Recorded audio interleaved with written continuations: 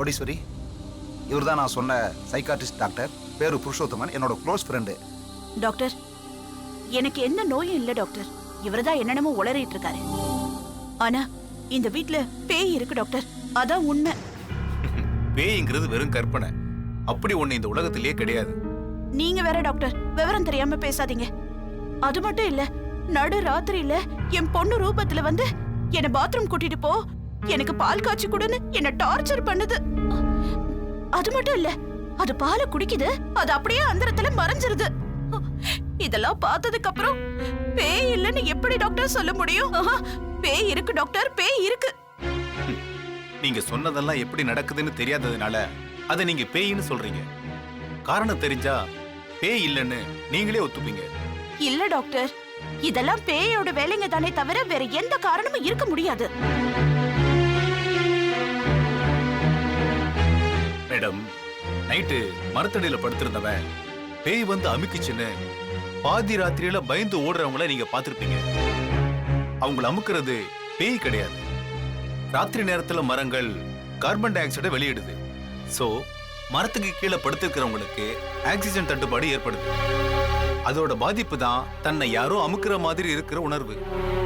இப்படி பேய் சம்பந்தமான எல்லா நம்பிக்கைக்கு பின்னாலேயும் ஒரு அறிவியல் உண்மை இருக்கு. அதை புரிஞ்சுக்கிட்டா உங்க மனசுல இருக்கிற பயம் போயிடும். நான் போக வைக்கிறேன். சுப்பு, நான் சொன்ன அரேஞ்ச்மெண்ட்ஸ் எல்லாம் பண்ணிட்டியா? எல்லாத்தையும் பண்ணிட்டேன்பா. மேடம், உங்ககிட்ட இது சம்பந்தமா பேசணும், வரீங்களா?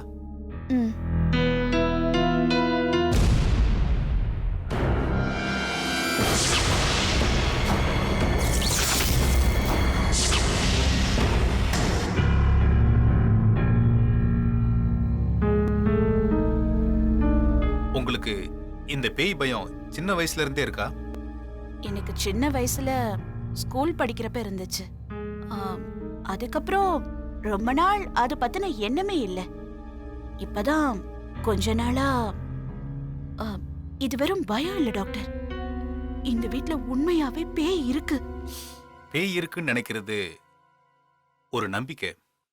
அந்த நம்பிக்கைக்கு அடிப்படை பயம். அந்த பயம் எப்படி உருவாச்சுன்னு கண்டுபிடிக்கிறது தான் இதுக்கான தீர்வு. என்ன டாக்டர், பயம் எப்படி உருவாச்சுன்னு எப்படி சொல்ல முடியும்? முடியும். பொய் சொன்னா சாமி கண்ணை குத்துன்னு சின்ன வயசுல பெரியவங்க சொன்ன பொய் தான் நாம வளர்ந்ததுக்கு அப்புறமும் பொய் சொல்லும் போதெல்லாம் மனசுக்குள்ள ஒரு சின்ன உறுத்தல் வருதே, அதே மாதிரி உங்க பயத்துக்கும் ஒரு காரணம் இருக்கும். அதை வெளியே கொண்டு வரணும்னா உங்களை ஹிப்னாட்டிஷ தூக்கத்துல கொஞ்ச நேரம் வச்சிருக்க வேண்டியது வரும். அப்படின்னா இந்த பயம் தொடர்பா உங்க வாழ்க்கையில நடந்த சில முக்கியமான சம்பவங்களை சொல்ல வைக்கிறதுக்கான ஒரு சின்ன முயற்சி.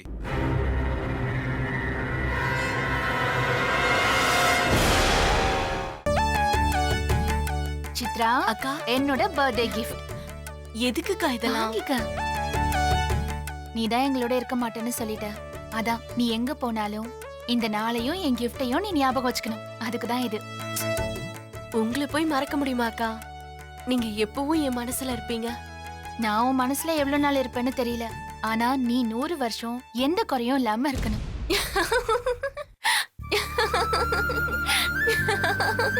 ஏய், என்ன சிரிக்கிற? ஒண்ணும் இல்லக்கா, மனசுக்குள்ள 100 வருஷம் கழிச்சு நாமெல்லாம் எப்படி இருப்போம்னு யோசிச்சு பார்த்தேன். என் பையனே அப்ப தாத்தாவா இருப்பான். உங்களுக்கு தலையெல்லாம் நரைச்சிடும், வாக்கிங் ஸ்டிக்கோட நடுங்கிக்கிட்டே நிப்பீங்க. அங்கிள் வீல் சேர்ல உட்கார்ந்து இருப்பாரு, அப்ப இவருக்கு 160 வயசு இருக்கும். சந்தோஷ்க்கும் 135 வயசு, தலையெல்லாம் வழுக்க விழுந்து சொட்டையா இருப்பாரு.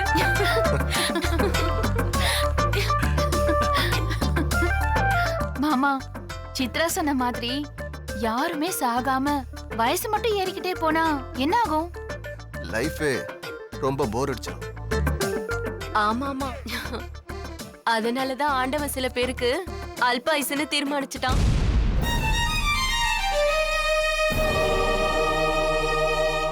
சரி சித்ரா, நான் சமைக்கிறேன், நீ போய் தலையெல்லாம் சீவிட்டு வா, அப்புறம் சாப்பிடலாம். உனக்காக ஸ்பெஷல் ஸ்வீட் பண்ணிருக்கேன். ஓகேக்கா.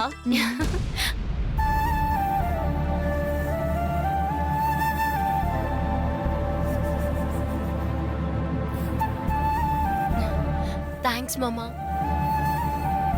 அம்மா என்னடா? இல்ல அடுத்த வருஷம் பிறந்த நாளை கொண்டாட முடியாதுல? ஏன்டா கொண்டாட முடியாது? நான் தான் இருக்க மாட்டேன். அம்மா பிறந்தனால நீ கொண்டாடு. நான் எப்பவும் உன் பக்கத்துலயே இருப்பேன்னு நினைச்சுக்கோடா. போம்மா, நீ சிரிச்சு சிரிச்சே சமாளிக்கிற.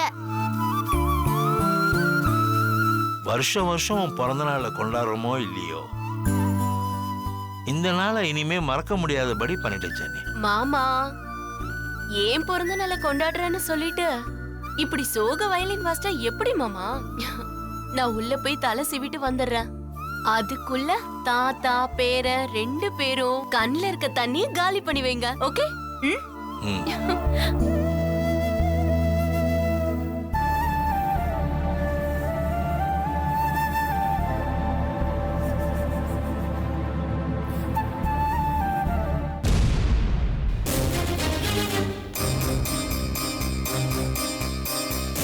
தென்மொழி, டாக்டர் உங்களை உள்ள வர சொன்னாங்க. மாப்பிள, நீங்க உட்காருங்க. இது பொம்பளைங்க சமாச்சாரம். நாங்க போய் விசாரிச்சுட்டு வந்துடுறோம். வந்துரு. சரி. வாமா.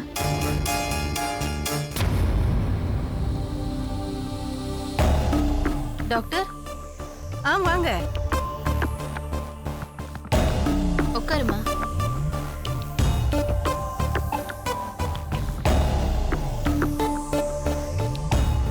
அம்மாவோட வந்திருக்கீங்க? உங்க ஹஸ்பண்ட் வரலையா? அவர் வெளியில உட்கார்ந்துட்டு இருக்காரு. உங்க வயித்துல ஏதாவது பெயின் இருக்கா? அதெல்லாம் இல்ல டாக்டர். ஆனா வயித்துக்குள்ள 2 தடவை குழந்தை பிறண்டா. ஓ டாக்டர், இது பொதுவான விஷயம் தானே? எல்லா கேஸும் ஒரே மாதிரி கிடையாதுமா. பட் உங்க பொண்ணை பொறுத்த வரைக்கும் இது நல்ல விஷயம்தான். டாக்டர், நீங்க எதையோ மனசுல வச்சுக்கிட்டு பேசுற மாதிரி இருக்கே.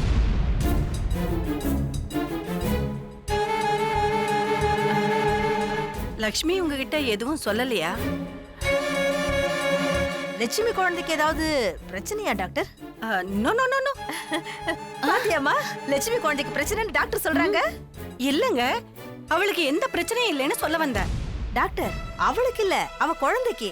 2 பேருக்குமே எந்த பிரச்சனையும் இல்ல. என்னால அவங்க டெலிவரி டேட் கூட சொல்ல முடியும்.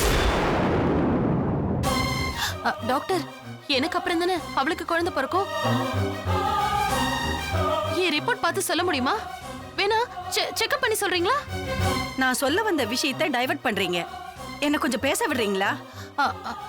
பேசுங்க டாக்டர். டாக்டர், அதுக்கு முன்னாடி ஏன் டெலிவரி டேட் சொல்லிடுங்களேன். எனக்கு முதல்ல குழந்தை பிறக்குமா இல்ல அவளுக்கு குழந்தை பிறக்குமா? லக்ஷ்மிக்கு தான்.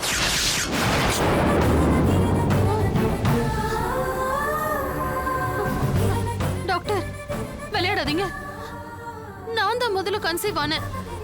நான் கூட கணக்கு போட்டு பார்த்துட்டேன். அவளுக்கு 1 வாரத்துக்கு முன்னாடி நான் கன்சீவ் ஆயிருக்கேன். சரி, இப்ப அதுக்கு என்ன? என்ன டாக்டர் இப்படி சாதாரணமா சொல்றீங்க? நான் இந்த ஊர் நாட்டாமியோட மூத்த மருமக. முதல்ல எனக்கு தானே குழந்தை பிறக்கணும். ஏன் புள்ள தானே முதல் வாரிசா இருக்கணும். அவ புள்ளைய ஏன் புள்ள அண்ணன் கூப்பிடணுமா? இது சரியா வராது டாக்டர். Okay, cool down. ஏன் உணர்ச்சி வசப்படுறீங்க? 1 நாள் 2 நாள் வித்தியாசம் தான் இருக்கும். லக்ஷ்மிக்கு முதல் நாள் குழந்தை பிறந்தா உங்களுக்கு அடுத்த நாள் பிறக்கலாம். சில சமயம் ஒரே நாள்ல கூட பிறக்கலாம். 1 மணி நேரம் 2 மணி நேரம் வித்தியாசத்திலையும் பிறக்கலாம். டாக்டர், 1 நிமிஷத்துக்கு முன்னால கூட அவ எனக்கு முன்னாடி குழந்தை பெத்துக்க கூடாது.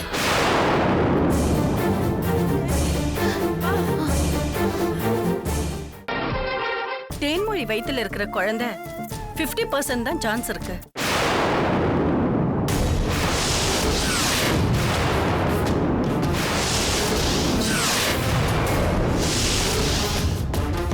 ஒருவேளை அந்த குழந்தை உயிர் பொழைச்சாலும் ஏதாவது ஒரு விதத்துல அது ஊனமா தான் சார் இருக்கும். Doctor, doctor